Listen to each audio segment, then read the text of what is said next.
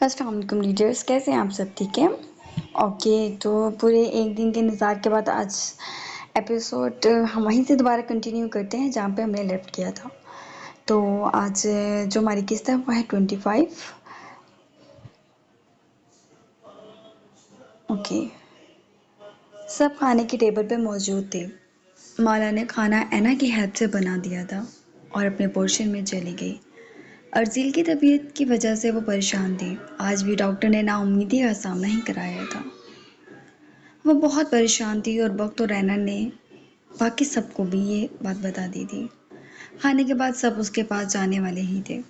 میں سوچ رہا ہوں حنین کی شادی کی تیاریوں پر نظر ثانی کرنی چاہیے، وجدان نے کھاتے ہوئے ریاض اور سارم کو دیکھا۔ اس ذلیل آدمی نے 1 سال سے ذلیل ہی تو کیا ہوا ہے۔ ایک طلاق کے بعد طلاق نہیں بھیجی تو ہم حنین کی شادی کس طرح کریں گے؟ سارم کی بات پہ وجدان کا انداز کافی نارمل تھا۔ میں بلال سے حنین کی شادی کرنا چاہتا ہوں اور میں نے ہی اسے سال پہلے کسی بھی قدم سے روک دیا تھا۔ اس نے انکشاف پر وقت کا ہاتھ رک گیا، جبکہ حنین پر کھانا ہی حرام ہو گیا تھا۔ وہ خاموشی سے پلیٹ کو گھور رہی تھی۔ یہ کیسی بات کر رہے ہیں ڈیڈ آپ؟ وقت کے سوال پہ وجدان نے نگاہ اٹھا کر دیکھا۔ میں نے فیصلہ کر لیا ہے اور میں نے تم لوگوں سے اس بات پر اختلاف رائے نہیں سنی۔ بہرحال کسی طرح سے شروع کرنا ہے بہرحال کس طرح سے شروع کرنا ہے؟ بلال کی طرف چل لیتے ہیں کل پرسوں؟ میں نہیں جاؤں گا۔ اگر آپ کو اس گھر میں رشتہ داری کرنی ہے آپ کچھ شوق سے کریں۔ سارم کرسی چھوڑ کر اٹھا اور وہیں حنین بھی اٹھ گئی۔ اس کا دل تو پتے کی طرح ہو گیا تھا۔ جو اس کی ماں کا ڈر تھا وہی ہوا تھا۔ وجدان نے ریاض کو دیکھا۔ اگر آپ کو ٹھیک لگتا ہے وہ لڑکا ہماری حنین کے لیے تو میں آپ کے ساتھ ہوں۔ ریاض نے بھائی کے ہاتھ پر ہاتھ رکھا، جبکہ بخت نے بے چینی سے باپ کو دیکھا۔ حنین کی خوشی بھی تو دیکھیں آپ لوگ، وہ بولا۔ سلجھا ہوا لڑکا ہے، 1 سال سے مجھ سے رابطے میں اور آج تک ایک کمی نہیں دیکھی اس میں نے۔ حیثیت کیا ہے اس کی ڈیڈ؟ بخت ذرا غصے میں آ گیا۔ اپنا خود عزت سے کماتا ہے، یہ حیثیت ہے۔ کسی کے آگے ہاتھ نہیں پھیلاتا اور اس میں تمہارے سے زیادہ انا ہوگی۔ مگر بخت کو پھر بھی یہ ٹھیک نہیں لگ رہا تھا۔ بخت مجھے تمہارے ساتھ چاہیے، اختلاف نہیں۔ باپ کی بات پہ بخت جذب سا ہو گیا۔ اس کا دل مان نہیں رہا تھا لیکن وہ پھر بھی خاموش ہو گیا۔ اینا بیٹا آپ کل جائیں گی؟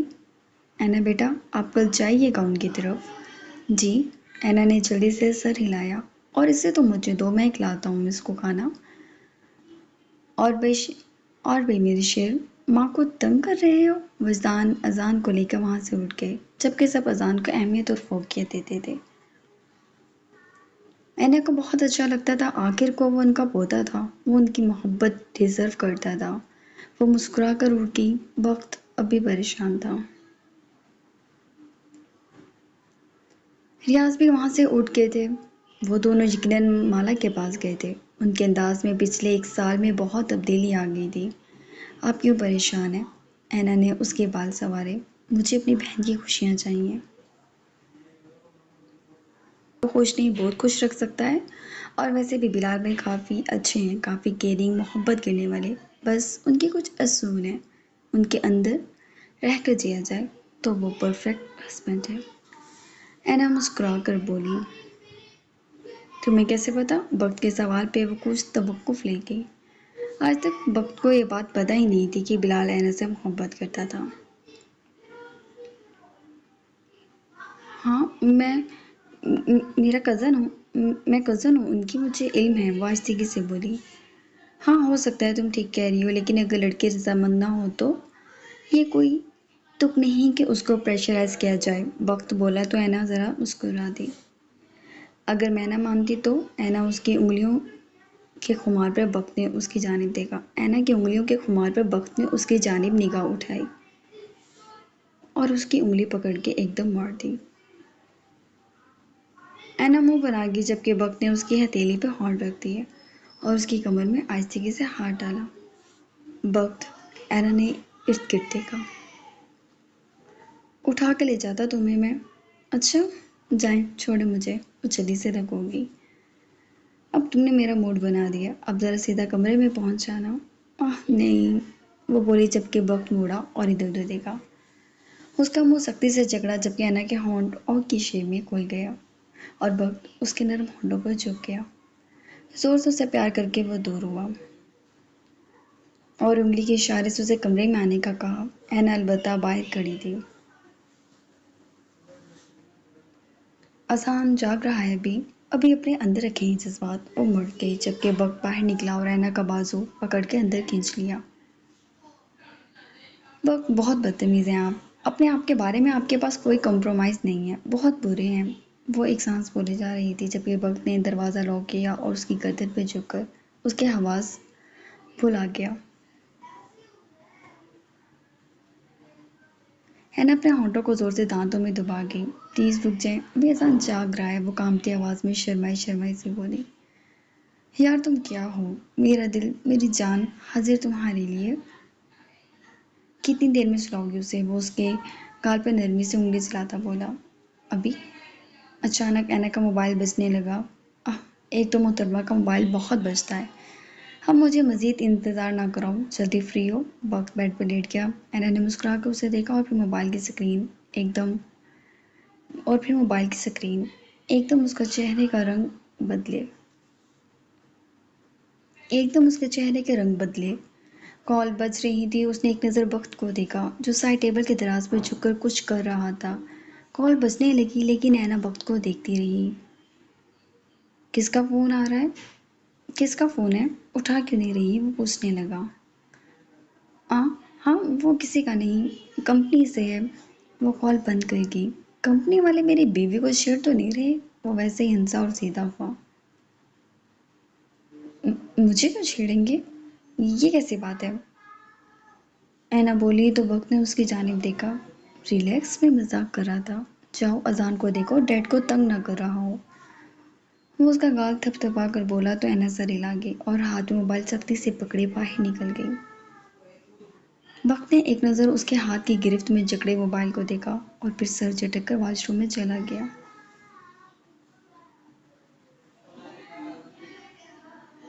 سب اس کی طبیعت پوچھ کر بھی گئے تھے۔ ریاض تا دیر اسے اپنے ساتھ کھلاتے رہے۔ وہ خوش تھا، مالا دیکھ رہی تھی۔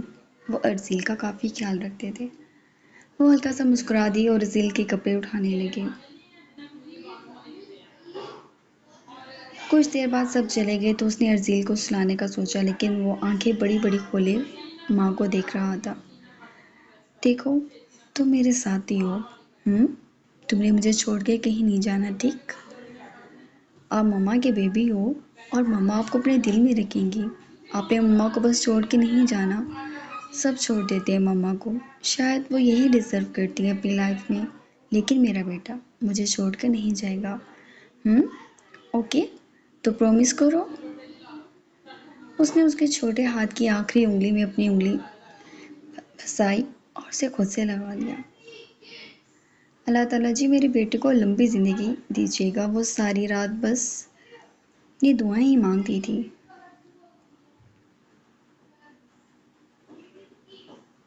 حنین ساری رات نہیں سو سکی۔ اگلی روز بھی ناشتے کی ٹیبل پہ وجدان نے وہی موضوع چھیڑا تو وقت اور ریاض چاچو کو ان کی بات کی حمایت کرتے دیکھ وہ شاکڈ ہوئی تھی۔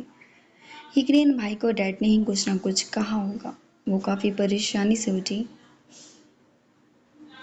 میں جا رہی ہوں، وہ آہستگی سے بولی۔ وجدان نے اس کے سر پہ پیار دیا اور وہاں سے وہ نکل گئی۔ وہ سارے راستے بس یہی سوچ رہی تھی کہ اسے کیا کرنا چاہیے۔ شادی کا تو سوال ہی پیدا نہیں ہوتا، بھلا وہ کیوں کرے اس سے شادی؟ وہ سوچتے سوچتے ناخن کاٹنے لگی تھی۔ اسے خبر ہی نہیں دی جبکہ رستہ بھی تمام ہو گیا تھا۔ وہ چونکی اور گاڑی سے نکل گئی اور ڈرائیور کو جاتے ہوئے دیکھنے لگی۔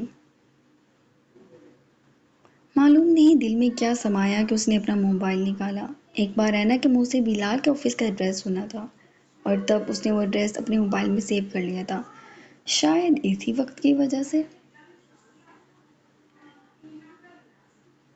وہ رکشے میں بیٹھی اور رکشے والے کو ایڈریس سمجھایا۔ وہ بے حد ڈر بھی رہی تھی۔ ڈیڈ کو خبر ہو جاتی کہ وہ یوں پھر سے بغاوت کے لیے نکل پڑی ہے تو پھر سے وہ اس کے لیے کوئی سخت فیصلہ لیتے۔ لیکن کتنا بہتر تھا اگر وہ اپنی جان اس آدمی سے چھڑا لیتی جو اس سب کی وجہ تھی۔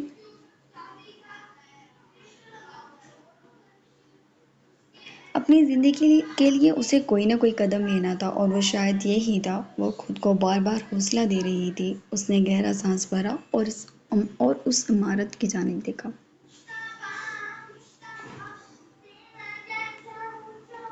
اتنی بڑی بلڈنگ میں آفس تھا اس کا، لیکن شمائل انڈسٹری کافی بڑا بڑا درج تھا کہ حیرانگی سے وہ باہر نکلی۔ اف، یہ آدمی اگر دیکھ لیتا تو یقیناً ڈیڈ کو بتا دیتا۔ اس نے جلدی سے ماسک لگا لیا۔ وہ یہاں کوئی بلال کام کرتے ہیں؟ اندر آ کے اس نے ریسیپشن پر پوچھا۔ جی بلال سر اپنے کیبن میں ہوں گے، لڑکی بولی تو انہوں نے سر ہلایا اور اندر کی طرف بڑھ گئی۔ وہاں لوگوں سے پوچھ پوچھ کے وہ بلال کے آفس کے باہر تک پہنچ گئی تو اندر جھانکنے پر اسے اسماعیل بلال کے سامنے بیٹھا دکھا۔ اف یا اللہ، یہ مجھے نہ دیکھے۔ حنین فوراً مڑی کیونکہ وہ باہر نکل رہا تھا۔ میں دوبارہ کال کروں گا، پھر چیک کرتے ہیں کیا ریٹ ہے، وہ کہہ کے باہر چلا گیا۔ اور سچ شکر اس نے دیکھا نہیں۔ اس کے پاس سے گزرتے ہی فوراً وہ اندر گھس گئی۔ بلال فائل پر ابھی جھکا ہی تھا کہ ایک لڑکی کو اندر گھستا دیکھ وہ ذرا پیشانی پر تیوری ڈال گیا۔ جبکہ وہ اندر گھس کے باہر جھانک رہی تھی، دل پر ہاتھ رکھ کر وہ سکون کا سانس لے گئی اور مڑی تو بلال جو ابھی جھاڑ دیتا رک گیا۔ اس کے الفاظ منہ میں ہی رک گئے، آنکھوں میں پل بھر کے لیے حیرانگی ابھری اور پھر نارمل وہ سے دیکھنے لگا۔ حنین نے گہرا سانس بھرا اور بلال کی طرف دیکھا۔ وہ اس کے سامنے آ کے بیٹھ گئی۔ میں یہاں دو لفظی بات کرنے آئی ہوں آپ سے، اور یوں سمجھیے گا کہ آپ کو میری بات ہر صورت ماننی ہی پڑے گی، ورنہ آپ کا تو میں جینا حرام کر ہی دوں گی۔ اور سب سے اہم بات، مجھے آپ کے ساتھ نہیں رہنا تو مجھے آپ کو طلاق دینے میں مسئلہ کیا؟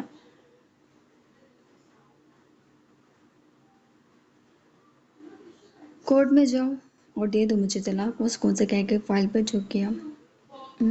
میرا مطلب آپ نے دینی ہے مجھے، انہوں نے اپنی بات سمجھائی۔ آ گئی ہے سمجھ، تو آپ مجھے دے رہے ہیں؟ وہ خوشی سے پوچھنے لگی۔ نہیں، بلال نے فائل بند کر کے اس کی جانب دیکھا۔ خوبصورت چہرہ، سرخ ناک اور بھوری آنکھیں اور کھلے بال وہ قابل تعریف تھی۔ وہ لمحوں میں اس کا معائنہ کر گیا تھا۔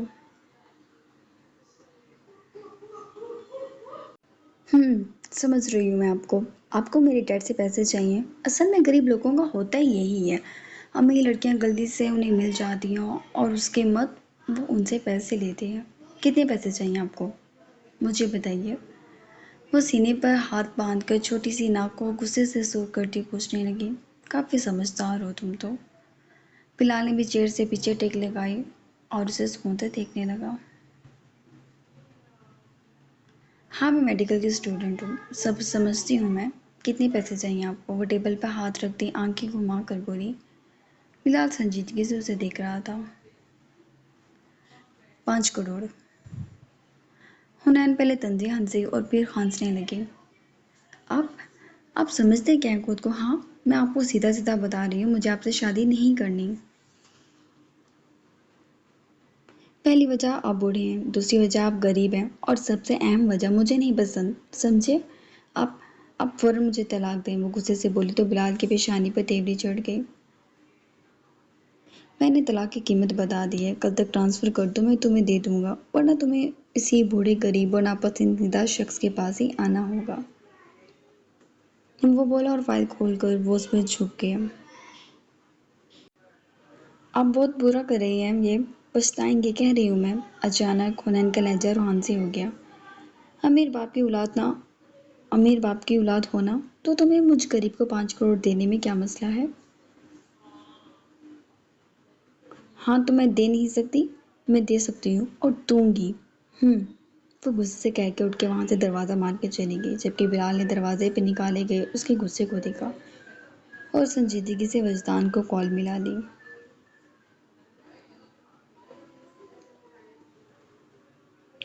میرا کے کیس کی پیشی ہے، اس کے بعد اسے بیل مل سکتی ہے سر، تو کائنڈلی آپ آج کی پیشی میں آ جائیے گا، وکیل نے کہا تو وہ سر ہلا گیا۔ ٹھیک ہے، میں آتا ہوں کچھ دیر تک۔ وہ آفس سے نکلے اور بخت کے کیبن میں جاگا۔ میں کچھ دیر کے لیے جا رہا ہوں، آتا ہوں بخت کو کہہ کر وہ وہاں سے نکلا، اپنے گوگلز لگائے اور گاڑی میں سوار ہو کر عدالت پہنچ گیا۔ حالانکہ اتنا بڑا کیس نہیں تھا، لیکن اس نے میرال کو پورے 1 سال قید با مشقت میں ڈلوا دیا تھا۔ وہ کچھ دیر تک پہنچا تو وکیل اس کے پاس فوراً آیا اور ساری کارروائی بتائی۔ پیشی ہو چکی تھی۔ وکیل نے بتایا کہ وہ ایک بار پھر جیت گیا ہے۔ سارم ہلکا سا مسکرایا۔ اس کی بیل کینسل ہو چکی تھی اور میرال کو پھر سے لے جایا جا رہا تھا۔ سارم نے پینٹ کی پاکٹس میں ہاتھ ڈالا اور سکون سے میرال کو دیکھنے لگا۔ میرال کے پیچھے روحاب بھی تھی، دارم بھی تھا، جبکہ بلال دوسری طرف وکیل سے بات کر رہا تھا۔ روحاب نے سارم کو پورے 1 سال بعد دیکھا تھا۔ وہ ضرورت سے زیادہ ہینڈسم لگ رہا تھا۔ دھوپ سے اپنی آنکھیں چھپا کے وہ اپنی اکڑ میں کھڑا تھا۔ وہ ہر پیشی پر اپنی عزت کا بدلہ لیتا تھا میرال سے۔ روحاب میرال کا رونا برداشت نہ کر سکی تو وہ سارم کے پاس آ گئی۔ سارم نے نگاہ گھمائی۔ آپ کیوں کر رہے ہیں یہ سب؟ بہت بڑی سزا دے چکے ہیں، اب بس کریں پلیز، میری بہن کو آزاد کروا دیں۔ آپ کے بس اور اختیار میں ہیں، وہ بہت مشکل میں ہے، آپ پلیز اس پر رحم کھائیں۔ روحاب اس کے آگے ہاتھ جوڑ گئی۔ اس نے ہنکارا بھرا۔ مجھے کیا فائدہ ہوگا؟ سارم ہلکا سا مسکرایا۔ تیز دھوپ کی وجہ سے اس کے بے داغ چہرے پہ پسینہ پھیل رہا تھا۔ روحاب ایک دم چپ ہو گئی۔ میں بتاتا ہوں، انسانوں کی طرح گھر واپس آؤ، اس کے بعد میں وعدہ کرتا ہوں سوچوں گا تمہاری بہن کے لیے کچھ نہ کچھ، لیکن اس کے علاوہ مجھ سے اچھے کی امید رکھنا۔ میں تمہاری نادانی سمجھوں گا، اور مجھے جج تم کر ہی چکی ہو پچھلے 1 سال، یاد تو ہوگا۔ وہ ہلکا سا مسکرایا اور اس کے گال پر گرا پسینہ اس نے اپنی جیب سے رومال نکال کر صاف کیا اور گہرا سانس بھر کے وہاں سے چلا گیا، جبکہ دوسری طرف روحاب اس کے جاتی ہوئی گاڑی دیکھتی رہ گئی۔ نگین کی طبیعت اچھی خاصی خراب ہو چکی تھی، یہاں تک کہ اسے ہاسپٹل ایڈمٹ کر دیا گیا تھا۔ اس کا بخار ہی نہیں اتر رہا تھا۔ ریاض کا فون تو جہان اٹھاتا ہی نہیں تھا، وقت کا ہی اٹھا لیتا تھا۔ اس نے نگین کی تصویریں لے کے جہان کو سینڈ کر دی۔ جہان اس وقت کلب میں تھا اپنے دوستوں کے ساتھ۔ وہ کسی موضوع پہ بات کرتے کرتے ہنس رہے تھے کہ ہنستے ہنستے اس کی مسکراہٹ سمٹ گئی۔ چلو نا جہان، چلتے ہیں، ڈانس کرتے ہیں۔ وہ پچھلے 1 سال سے یہاں آتا جاتا تھا اور اب اس کلب میں آنے والوں سے اس کی اچھی خاصی دوستی ہو چکی تھی۔ تبھی وہ لڑکی بولی۔ جہان نے اس کا ہاتھ جھٹکا اور بخت کو کال ملائی۔ کتنا موڈی ہے نا یہ نوابزادہ، لیکن اتنا ہی نخریلا، مکمل دل میں اتر جاتا ہے۔ وہ لڑکی دل پہ ہاتھ رکھتی بولی، جبکہ جہان کو غصہ چڑھ رہا تھا کہ بخت کال نہیں اٹھا رہا۔